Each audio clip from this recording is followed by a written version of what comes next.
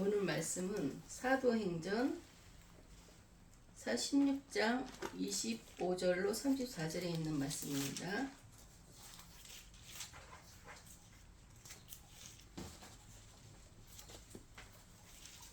사도행전 16장 25절로 34절에 있는 말씀입니다.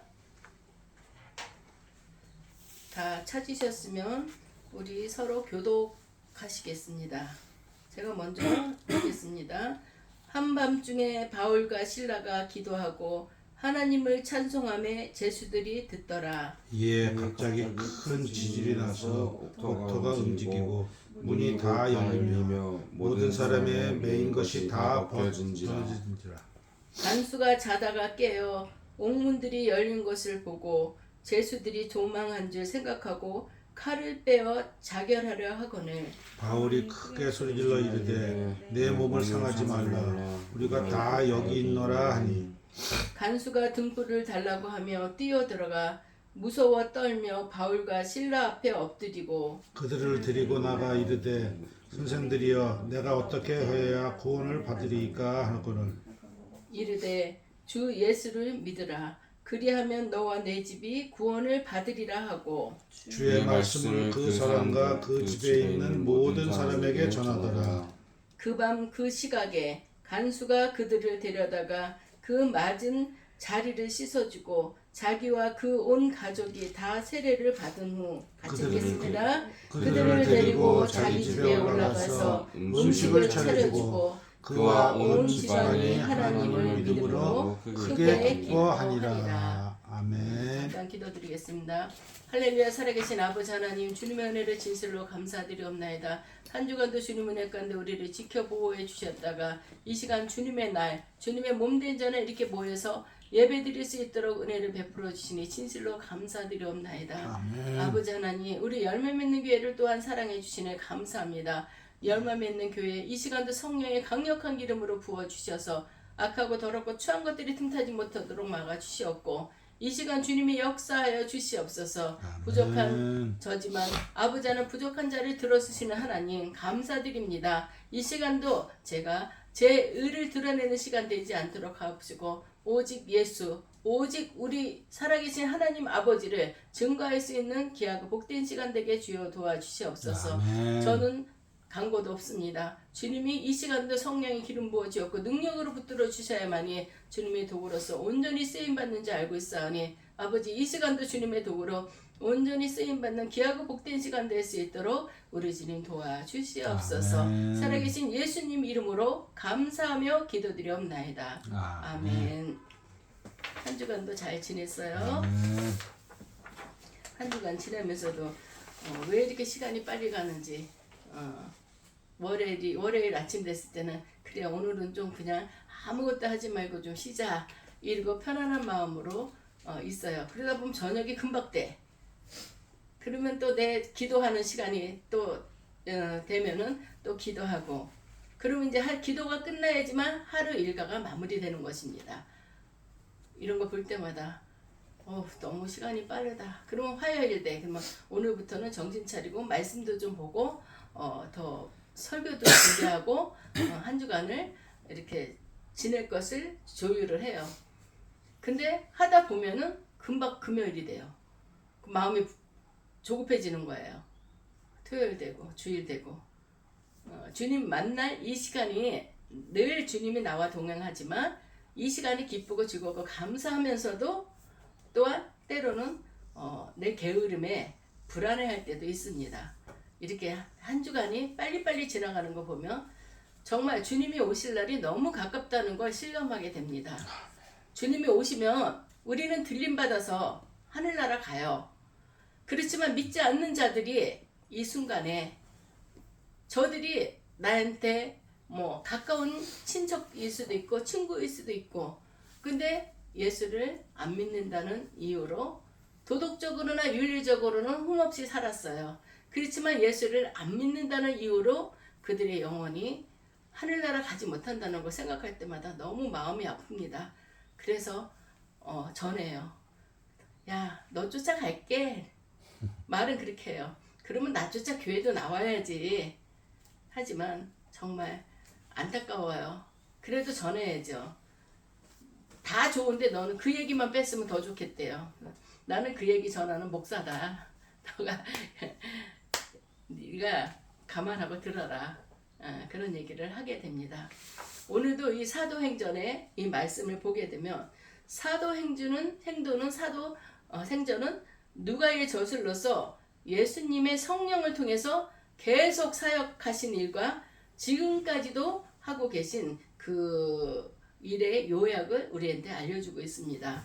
어떤 사람들은 이 책을 사도행전이라고 하지 않고 성령의 행진이라고 일컬을 만큼 성령의 활동과 사역이 강조되어 있는 내용들입니다. 예수님께서 부활 승천하시고 또 약속하신 성령을 강하게 역사하심으로써 기적이 일어나고 그 기적이 일어남으로써 예수의 복음이 왕성하게 전해지고 있는 그런 내용이기도 합니다. 우리가 사도행전에서 그 역사에서 가장 인상적이고 또 감동적인 사건을 선택하라 한다면 저는 오늘 이 본문을 선택하고 싶습니다.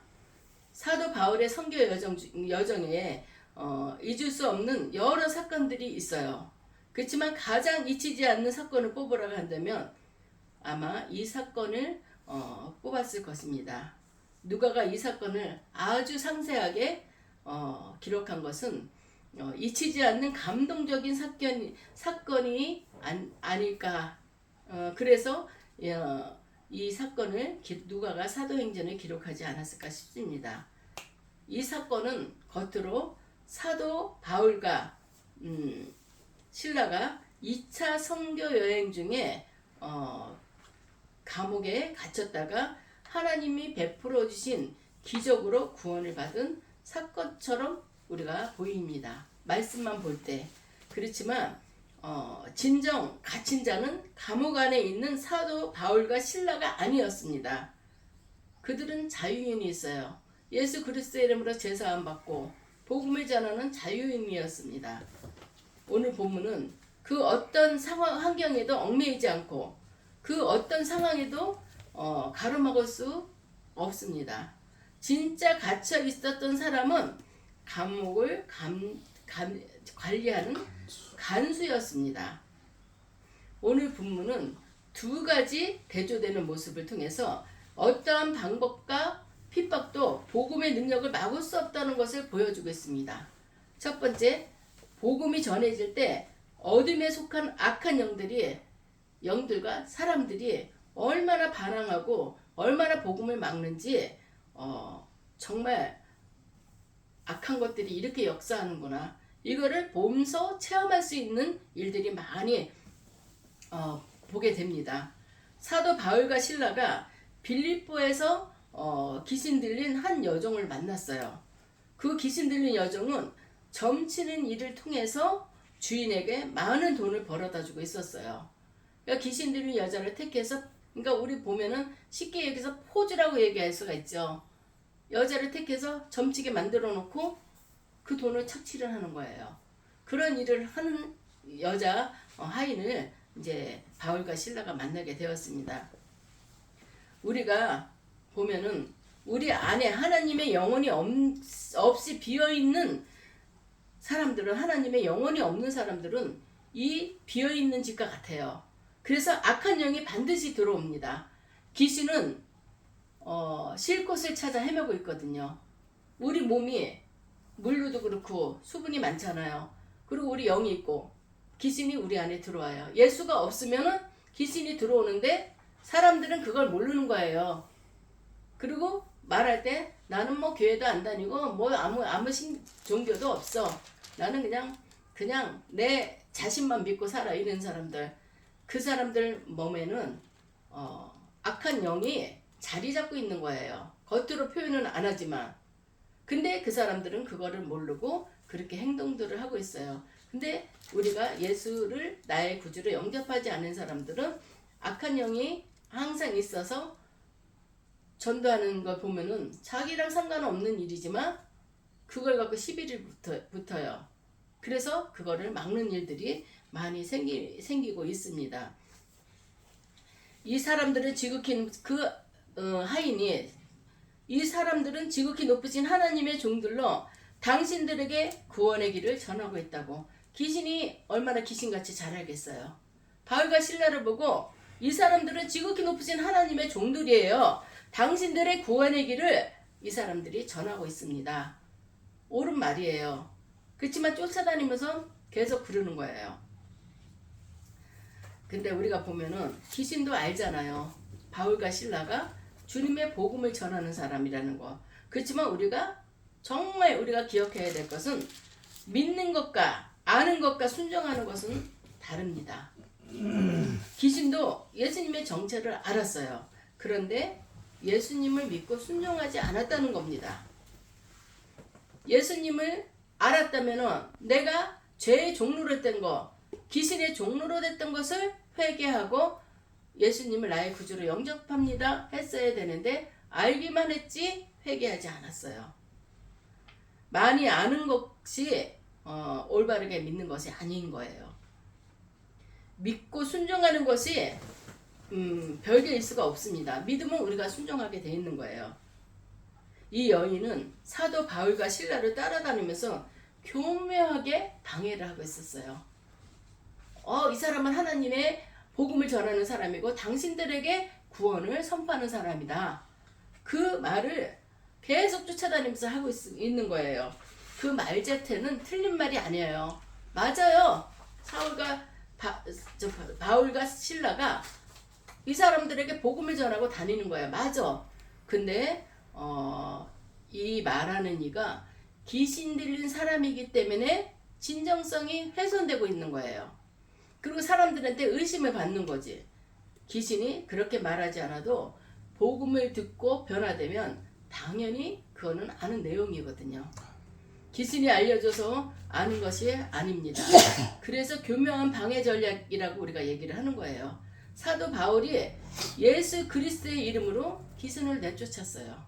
그 여인에게, 어린 하인에게 붙어있던 귀신을 내쫓았어요. 그러면 그 안에서 악한 영이 빠져나갔어요. 그러면은 이제 점을 못 치죠. 악한 영이 저 사람은 뭐 어떻고 저떻고 다 얘기를 해주는 거였는데 쫓아냈으니까 이제 점쟁이 노릇을 못하는 거예요. 그랬을 때 이 포주, 이 사람들이 가만히 있겠어요? 나한테 돈을 벌어와야 되는 사람인데 저 사람들이 귀신을 내쫓아서 나를 돈을 못 벌게 하네? 그러니까 거짓말을 시키는 거예요. 거짓말을 시켜서 바울과 실라를 고소를 했어요. 이 사람은 아주 나쁜 사람이다. 이 사람 때문에 이제 말하자면 사람들의 정체성을 흔들리고 있다. 이러면서 바울과 실라를 고소를 했어요. 그래서 이 사람들이 옥에 갇히게 된 내용입니다. 마치 우리가 예수님이 죄가 없는 분이시잖아요. 근데 예수님을 고소했고 십자가에 못 박았던 사람들과 너무나 똑같은 거예요. 예수님이 죄도 없는데 예수님은 신성모독죄를 짓는 사람이다. 지가 어떻게 하나님의 아들이냐. 그리고 자기가 죽었다가 어떻게 사흘 만에 다시 살아난다고 얘기를 하고 성을 무너졌다가 성을 세운다고 얘기를 했는지 예수님은 이거는 신성모독죄고 큰 죄인이다. 고소하고 고발하고 신성모독죄가 이때 엄청난 큰 죄입니다. 그래서 예수님은 십자가에 못 박았던 그런 내용입니다. 그거랑 지금의 바울과 실라를 옥에 가둔 거는 똑같은 일이라고 볼 수 있습니다. 바울과 실라를 로마 관리들 앞에 데려다 놓고 말했어요. 이 사람들은 유대 사람으로서 우리 도시에 소란을 일으켰습니다. 이 사람이 정말 예수를 믿는다 하면서도 예수의 복음을 전한다면서 동네에 거짓말을 해갖고 동네에 소란스럽다. 풍기문란이라고도 얘기하겠죠. 이 사람들은 아주 악한 사람들이라고 고발을 한 거예요. 모여있던 사람들도 또 여기서 수군수군되면 저기서도 수군되게 돼 있잖아요. 합세를 해갖고 바울과 실라를 공격을 했어요. 로마 관리들은 그의 바울과 실라의 옷을 벗기고 매질하라고 사도행전 16장 20절로 22절에 보면 나와 있습니다. 가장 먼저 권력자들에게 호소를 했습니다. 몇 가지 교묘한 전략이 숨어 있죠. 유대 사람을 강조하면서 인종적 편견을 했어요. 유대 사람은 대대로 예수 믿는 사람이고 유대 사람은 예수를 인정을 안 하는 사람이었어요. 다시 오실 메시아를 기다리는 사람인데 예수님이 요셉의 몸에서 나왔다. 너의 아버지는 목수인데 네가 무슨 하나님의 아들이냐. 눈으로 보이는 것만 본 거죠. 그리고 인종적 자만심을 불러일으켰습니다. 지역 감정을 불러일으키고 사람들의 자만심, 그것을 자극해서 사람들을 흥분하게 한 거예요. 악한 영들이 교묘하게 정치 권력자들을 이용했다고 볼 수도 있어요. 사도 바울과 실라가 로마 관리들에 의해서 매를 맞고 감옥에 던져진 이유는 귀신 들린 여종을 고쳐줬기 때문입니다.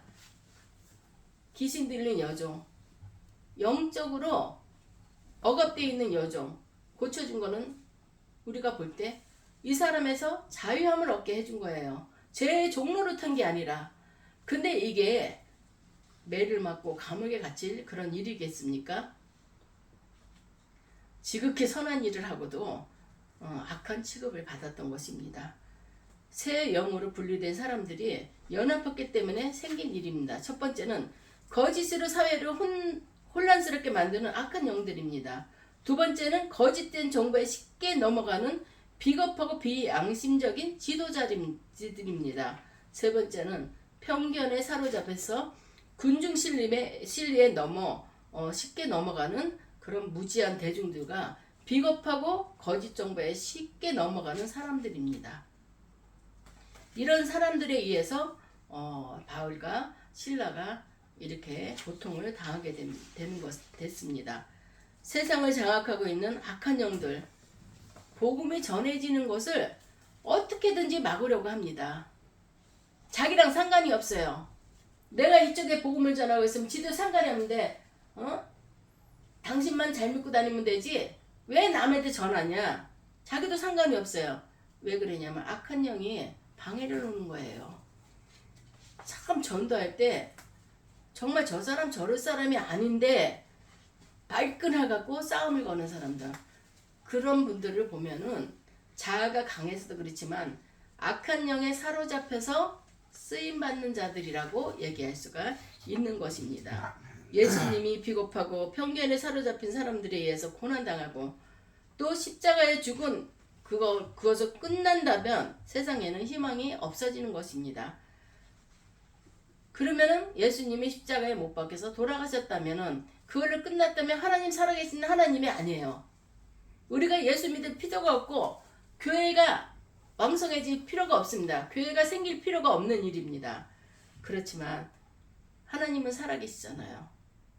예수님이 사망 권세에서 이겼잖아요. 부활하셨잖아. 이걸로 봐서 정말 모든 것이 드러난 거예요. 모든 거짓들이. 하나님 살아계시고 하나님의 아들인 게 분명하고, 하지만 예수님이 부활하심으로 불의함이 무너졌어요. 예수님이 죽은 지 3일 만에 부활하셔서 능력을 보여주셨듯이 사도 바울과 실라에게도 놀라운 역사가 나타났습니다. 생명의 능력이 있는 사람들에게 나타나는 그런 역사입니다. 대반전의 역사죠. 이 역사는 육신은 매어 있어도 복음은 매어 있지 않다는 것을 보여주고 있는 것입니다.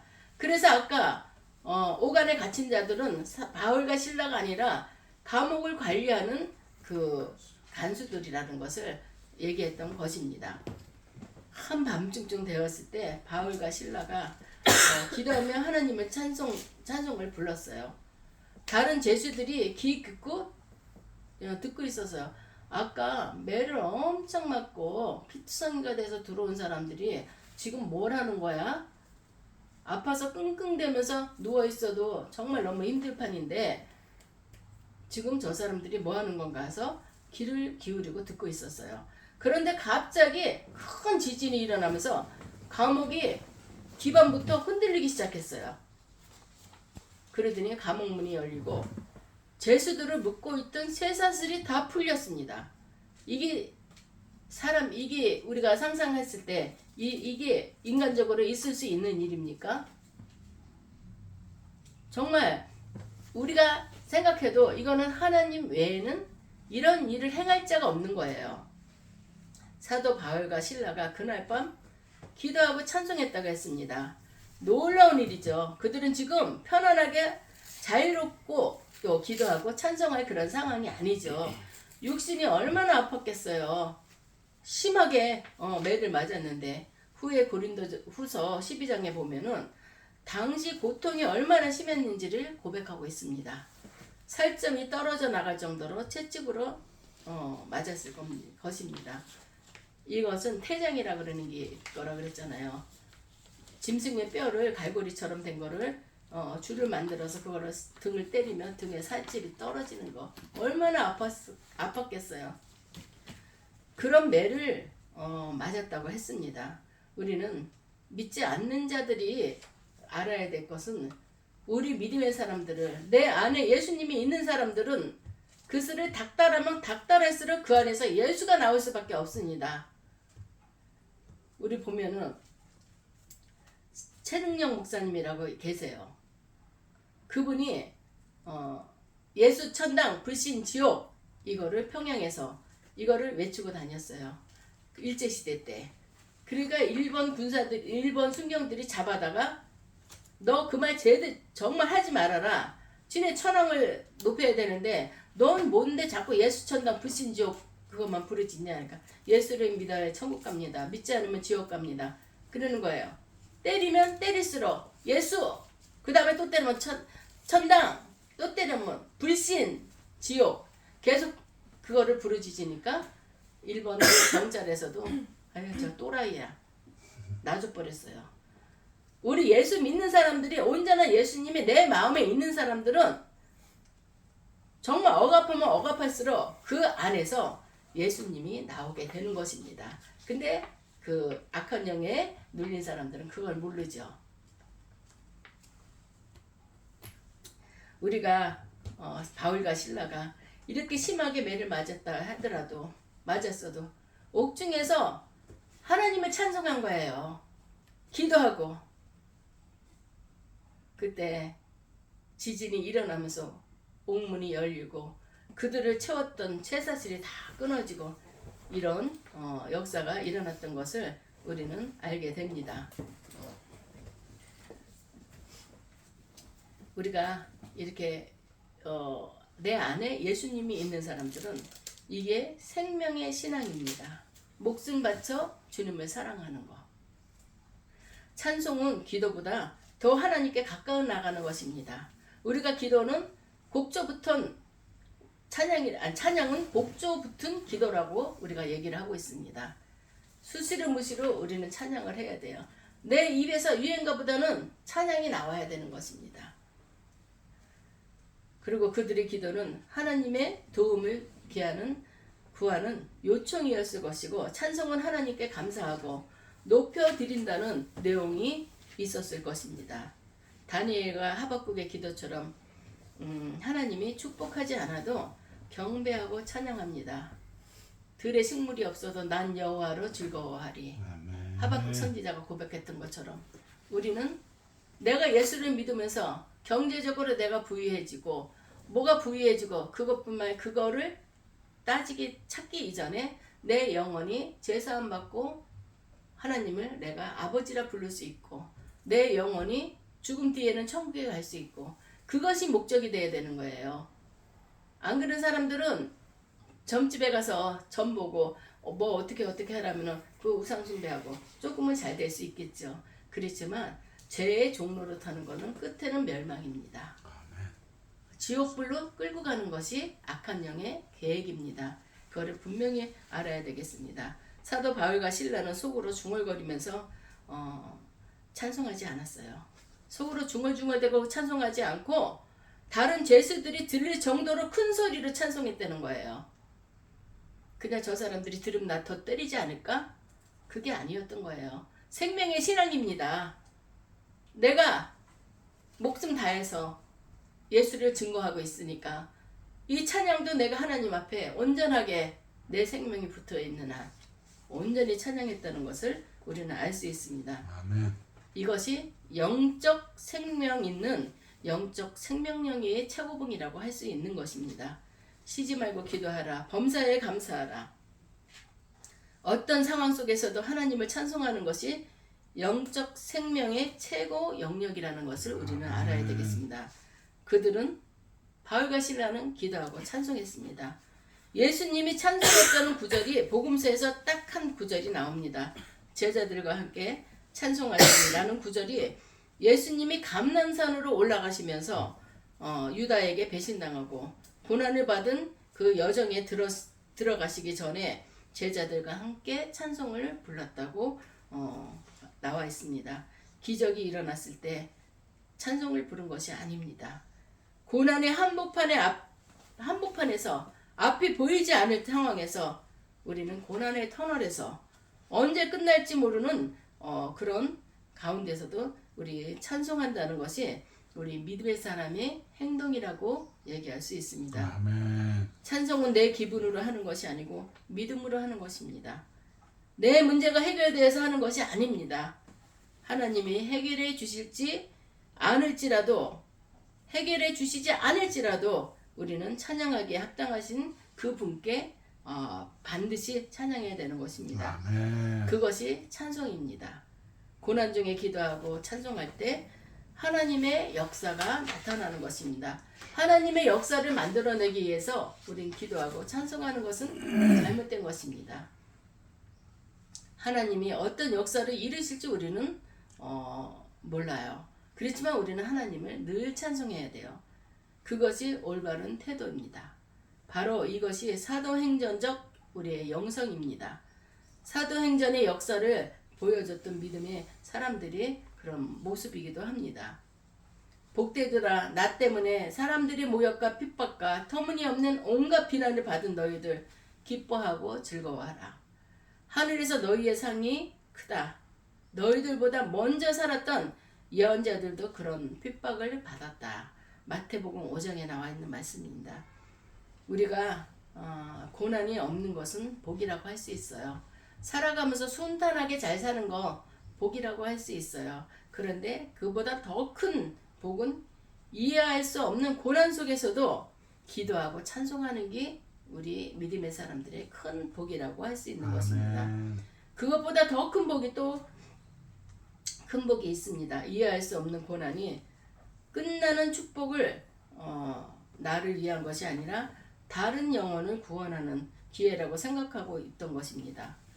가장 큰 복입니다. 사도 바울과 실라가 기도하고 찬송하였을 때 지진이 일어났고 감옥의 기반이 흔들렸고 문이 열리고 죄수들을 묶고 있던 쇠고랑들이 풀렸습니다. 놀라운 기적이죠. 이 순간 사도 바울과 실라는 도망갈 수 있는 기회라고 생각하지 않고 전도의 기회로 생각을 했습니다. 이게 옥문이 다 열렸네. 우리 도망가자. 이게 아니었어요. 그렇게 하지 않고 이 사람들한테 전도하자. 믿음의 사람들은 어떤 기회가 생기면 그걸 놓고 기도할 줄 알아야 되는 거예요. 그거 놓고 복음을 전할 수 있어야 되는 거예요. 어느 날 아들이 봉고차에 부딪혀서 병원에 실려간 적이 있어요. 그랬을 때 순간적으로 드는 생각이 하나님이 이런 일들을 나한테 왜 체험하게 하셨을까? 그래서 그 운전수한테 물어봤어요. 예수 믿으세요? 그랬더니 쭈물쭈물대요. 얼굴이 아주 그냥 파랗게 질린 게 아니라 까매졌어요. 너무 놀라갖고. 일단 교통에서 인사사고니까. 근데 병원에서 진찰을 했더니 진찰하기 전에 그런 말을 했어요. 선생님이랑 저랑 만날 때는 하나님의 계획과 뜻이 있었을 겁니다. 분명히 얘는 하나님이 지켜주셔서 어느 것 하나도 상한 데가 없을 거예요. 그러면은 저는 아무것도 요구하지 않을 겁니다. 그렇지만 예수 믿으세요. 언젠가는 하나님이 이 일을 생각나게 해주시고 이 복음을 생각나게 해주셨을 테니까 예수 믿으세요. 그랬더니 이 남자분이 얼떨결에 네. 자기는 지금 죄인이잖아요. 사람에 치였으니까. 근데 받았더니 검사를 받았는데 타박상 부딪히긴 했는데 뼈랑 뭐 아무 이상이 없는 거예요. 그래서 하나님 감사합니다로 예 가세요. 꼭 예수 믿으세요. 그 당부를 하고 보냈습니다. 근데 사람은 그래요. 남의 일을 치워놓고 내가 그렇게 용서를 해줬으면 고맙다고 얘기를 하면서도 예, 뭐 장난감이라도 하나 사주라고 돈만 원이라도 집어줘야 되잖아요. 근데 쓱 가요. 그래서 어쨌든 나는 하나님이 시킨 일만 했으니까 괜찮다. 믿음의 사람이 어떤 일을 만났을 때 하나님이 나한테 왜 이 일을 주셨을까? 복음을 전하라는 그런 기회가 아닌가. 우리는 그런 생각을 먼저 해야 될 거라고 생각하고 있습니다. 사도 바울과 실라도 이 문이 열렸을 때 우리 도망가라고 열린 게 아니라 이 사람들의 이 기회를 통해서 복음을 전하자 이런 생각을 했던 것입니다. 이때 제수가 탈옥을 하게 되면 그 간수들은 사형을 당하게 돼 있어요. 그러니까 간수들이 용문이 열리고 제수들이 다 도망갔는 줄 알고 자기들이 자결하려고 그랬대. 바울이 선생님 자결하지 마세요. 지금 우리 도망가지 않고 여기 다 모여 있습니다. 그리고 그분이 얘기했어요. 그랬더니 그분이 등불을 들고 바울과 실라한테 왔어요. 그랬을 때 복음을 전했던 것입니다. 그랬더니 그분들이 이 사람들의 상처를 씻어주고 자기네 집으로 데리고 가서 식구들한테 복음을 전하게 하고 식구들에게 다 세례를 받게 했던 그런 사건이 이 사도행전 16장 22절에서 34절에 있는 그런 내용이기도 합니다. 우리가 이거 볼 때, 이 내용을 볼 때 사도 바울과 실라가 매를 맞고 옥에 갇혔던 거 너무너무 안타깝죠. 그렇지만 이거를 통해서 하나님께서는 한 영혼을 또 구원하기 위해서 하나님의 계획이 아니었나 우리가 이렇게 생각이 됩니다. 성령의 역사는 자신의 영혼에 대한 관심을 갖는 것입니다. 이기적인 욕망이 아니에요. 성령이 임하면 내 영혼의 상태를 우리는 보게 됩니다. 내가 구원받아야 될 존재라는 것을 깨닫게 됩니다. 복음에 대한 반응도 필요합니다. 단지 아는 것이 아니라 복음은 단지 아는 것이 아니에요. 하나님 모르는 사람 없어요. 그래 나 하나님 알아. 뭐 어떤 종교 얘기를 하면서 거기도 하나님이 기본이야. 하나님 다 알아. 베이스야 하나님은. 근데 하나님을 믿고 또 예수님이 하나님의 아들이심을 믿고 예수님이 우리 죄를 사해 주신다는 분을 믿고 우리 영혼을 하나님 앞으로 인도해 주실 분이라는 걸 믿어야 되는 거예요. 그리고 그 말씀대로 우리가 순종하는 거. 믿고 순종하는 것이 중요하지. 알기만 하면 뭐 할 거예요? 우리는 믿고 순종해야 된다는 것을 우리는 확실히 알아야 되겠습니다. 그들이 대답했습니다. 주 예수를 믿으시오. 내가 어떻게 해야지 구원을 받겠습니까? 얘기했을 때 주 예수를 믿으세요. 그러면 당신과 당신의 집안이 구원을 받을 것입니다. 그러고 나서 바울과 실라는 그와 그 집안 사람들에게 주의 말씀을 전했습니다. 그리고 그 집안에 있는 사도들을 거기 주위에 있는 사람들에게 다 복음을 전해서 관계 속에 있는 사람들까지도 구원을 받는 그런 역사가 일어났던 것을 오늘 말씀하고 있는 것입니다.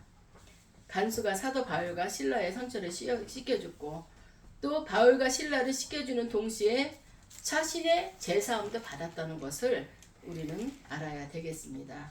여러분 복음은 차이가 장벽을 넘어서 하나 되게 하는 것입니다. 최악의 상황에 있었던 그들을 변화시켰습니다. 뭘로 복음 변화시켰어요? 복음으로 변화시켰죠. 하나님의 역사는 대반전이에요. 하나님이 기도하고 찬송하는 소리를 들으시고 놀라운 반전으로 사도행전의 역사를 이루고 계시는 것을 우리는 알 수 있습니다. 복음의 능력은 세상에 가로막을 수 없습니다. 이 복음의 능력은 하나님이 살아계시기 때문에 우리가 복음의 능력을 세상에 가로막을 수가 없어요. 반드시 하늘의 기적과 능력을 체험하게 될 것입니다. 기도하고 우리 찬송하십시오. 우리는 항상 기도하고 찬송해야 됩니다. 그 기도와 찬송이 모든 상황을 바꿀 뿐 아니라 하나님의 능력을 체험하는 그런 비결이 되는 것입니다. 아멘. 기도하겠습니다. 감옥에서 기도하고 찬송하며 살아계신 하나님의 역사를 체험했던 바울과 실라의 믿음과 그 영성을 우리도 본받기를 원합니다. 복음을 가로막으려 했던 이 세상의 악한 영들이 무너질 줄 믿습니다.